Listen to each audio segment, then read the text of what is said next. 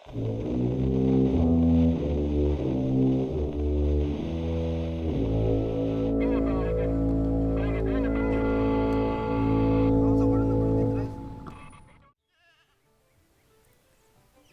the past several years, I've wanted to make a video about tomato growth habits and comparing the differences between the different types of tomatoes in terms of how the plants grow, their physical shape, morphology, growth habit, etc.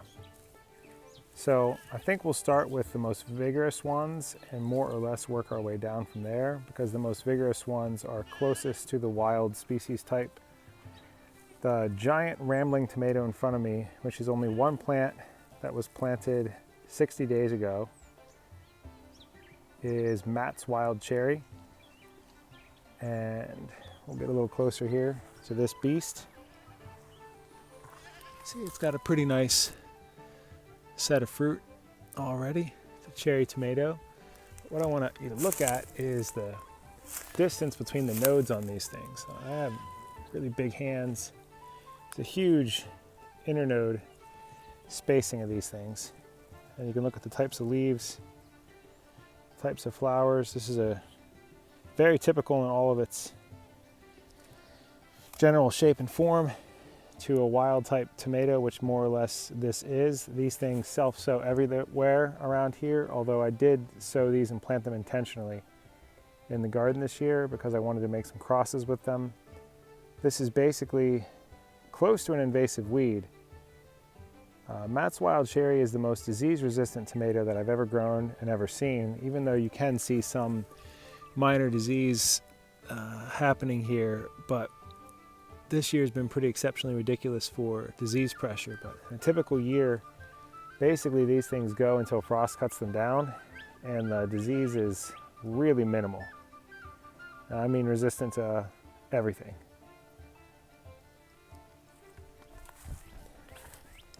Now next up, the next couple cages here, I have several different varieties of tomatoes, but all of them are variations on what I would consider standard cultivated tomatoes with some exceptions. So this cage here is a mix of Skykomish and pink Ruffled. The pink Ruffled is the more aggressive of the two, but you can see that both of them are not nearly as crazy as the Matt's Wild Cherry. They're much more controlled. The node spacing is tighter and the leaves are a little more densely clustered together. This tomato here, this is Helsing Junction Blue. It's an Anthocyanin type tomato. It is also extremely vigorous and it has a very odd curly lacy foliage, which I understand is normal for this variety. And it seems that that lets more ultraviolet light in and gives you the more strong anthocyanin expression in the fruits. I'm going to skip these here for now. We'll look at a couple more tomatoes. So this cage, it's half black Centiflor and half Blue Beauty. Blue Beauty is an anthocyanin tomato that's fairly normal growth habit and presentation.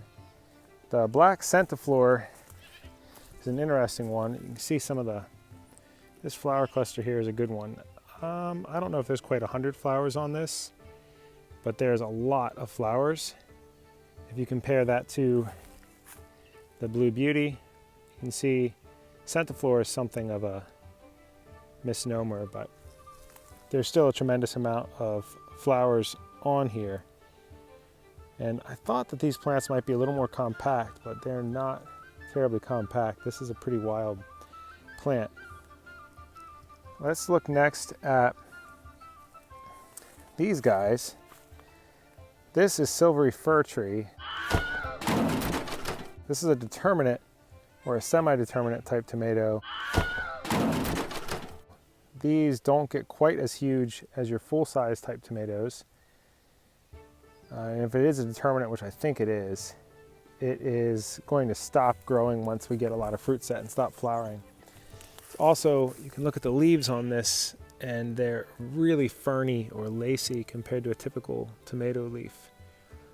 I haven't grown silvery fir tree in many years, probably 15 years, possibly longer. And this was actually complete serendipity. They popped up in a flat mortgage lifter and I pulled them out. I recognized what they were, as they're pretty recognizable. So coming up here next, I've got 2 cages here of dwarf tomatoes from the Dwarf Tomato Project. And I've been growing the Dwarf Tomato Project tomatoes for about the past 3 years. And I've been absolutely extremely impressed with these. These may not be of much use if you're a commercial grower or a farmer, something like that. But if you are a home gardener or a grower of tomatoes to sell transplants, these are enormously useful. They have all the great attributes of an indeterminate heirloom type tomato in that they produce all season. They have a great foliage to fruit ratio and have a good balance of sugars. They're good tasting tomatoes. They all have the rugose leaf trait and they're all dwarf, which means they have real tight internodes and are real stocky stems, and you can pick them out right from the beginning. They're obvious even in the seedling stage. I really can't say enough about these things. They're never going to grow out of these cages. And speaking of the cages, okay, so I call these Texas tomato cages, and I didn't make that up, somebody else did. So in any case, they're made out of rewire, concrete reinforcing mesh, which you can buy in 200 or 100 foot rolls at the home improvement store, hardware store, and I attach them to T-posts. I made these 6 or 8 years ago, and they're still holding up pretty well. Mine are pretty large. I think they're about 3 foot diameter. They're not quite that big, but pretty close. I can usually get 2 tomatoes in each one. Sometimes I just plant 1, just depends on how many tomatoes I want to grow. And this year I grew an enormous amount of tomatoes. You can see all the little yellow tags are crosses. I've been really busy the last few days making crosses and tagging crosses. So I have a lot of ideas of things I want to go with as far as breeding. But in any case, these dwarf tomatoes, you can see what a difference.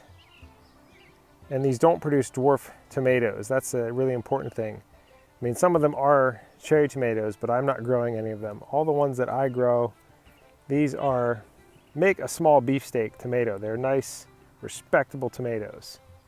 So, excellent. Really great controlled growth. Just nice tomatoes. Some of the final ones here. So, kind of buried in here, this is, I can't even see it very well. This little rascal here, this is Geranium Kiss. Some places list it as a dwarf tomato, and I guess technically speaking it is, but it's not part of the Dwarf Tomato Project. Geranium Kiss is bred by the capulars of pea seeds, pea seedlings, and it's a pretty neat tomato. It's supposed to have some disease resistance. Can't speak that too much. I've only grown it a few years. It's also one of the sort of Centiflor type tomatoes. You can see how many flowers are in a cluster there. It's extremely dwarf. Growing it in the past, it's basically a determinate tomato, maybe semi-determinate, but it's more or less determinate. But it is really small. As you can see, I have it in a normal tomato cage. It will definitely never top out of that cage. In fact, it's not going to get a heck of a lot taller than it is now, which is probably 2.5 feet. I'm not sure what you would call this. It's really a short tomato. And got some crosses going on here. Hopefully they take. We'll see what happens. And the final category here is the micro dwarfs, which I got interested in these this year. And this is growing in a 12-inch diameter, approximately a 3-gallon pot. And the variety is Jochalos or Jochalos. I don't know how you pronounce that. I've never heard it pronounced. And this is insanely tiny. This is definitely a determinate. It definitely has the rugose leaves, stocky stems. This thing produced ripe fruits in definitely less than 90 days from seed sowing, and I want to say it might even been close to 60 days. It was absolutely incredible how quickly this thing happened. And not having grown the micro dwarfs before, I wasn't sure how big of a pot to put these in, and honestly, you could probably have finished these in a gallon pot or even a 6-inch pot if you were good about the watering. A pot this size, you only have to water this about every 3 or 4 days. And it's honestly, it's not the best as far as taste goes, but it's not bad. And I think this would be really useful to grow indoors in the wintertime, which I think is more or less part of the idea behind these. Obviously, you could also grow them on a patio in a small space, a window box, a balcony. But I think it would be great to grow these in the winter in pots, under lights perhaps. And you know, these would be ideal for that purpose. I find the skins to be a bit on the tough side for these, and to be more tart than sweet, but they're not terrible. I'd just rate them as, you know, an average tomato, but I would say, are they better than a store-bought tomato? Yes. And if you could grow these yourself indoors and get a tomato that's better than a store-bought, then it would be well worth it. And I think when these all become ripe, it will be a handsome plant, no doubt. Well, that's Jochalos, and this is the tomato growth habit. So we've got some micro dwarf, really small determinate type dwarfs, Dwarf Tomato Project, dwarf Indeterminates, Centiflor type tomato, several regular type tomatoes, the monstrous wild type Matt's Wild Cherry, and then these silvery fir tree Determinate tomatoes. So hopefully this can be of some use to someone to see an actual comparison out in the field of how some of these varieties stack up against one another. And thanks for watching.